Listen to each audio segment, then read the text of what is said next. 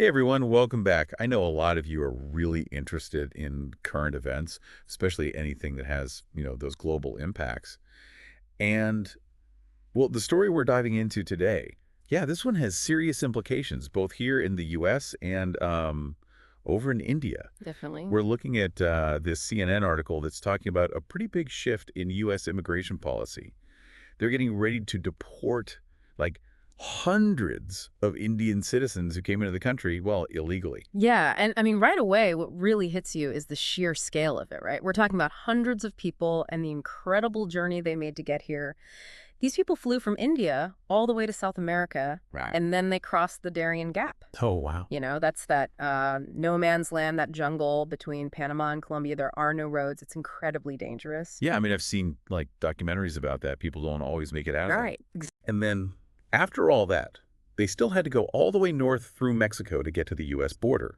I mean, it makes you wonder, what would make someone risk their life like that? And that's where things get even more complicated. So the U.S. government, their focus is on the fact that these people, they came into the country illegally, but the Indian citizens, they're claiming asylum. They're saying they were facing, political and religious persecution back in India.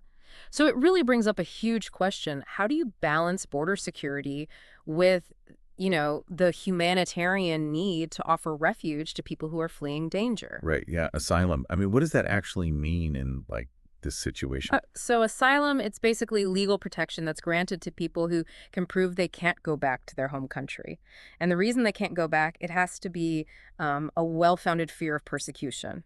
And that can be because of their race, their religion, their political views, things like that. It's a long process, lots of steps, and there's no guarantee that they'll be granted asylum. And now, so many of these people, they might get sent back to India. What kind of an impact is that going to have over there? Well, think about it. You've got hundreds of people coming back, and a lot of them will probably be traumatized, right, from everything they've been through. That puts a strain on resources, social services, especially mental health care. Plus, there's the political side of things. You could see tensions rise, especially if people face discrimination when they get back or they can't reintegrate. It could even lead to questions about whether the Indian government's doing enough to protect its own citizens. It sounds like this situation is about way more than just immigration. It's about international relations and human rights, and, it's about the very definition of asylum, too. Exactly. And this is just the beginning, right? It really makes us think about the ripple effect of these policies.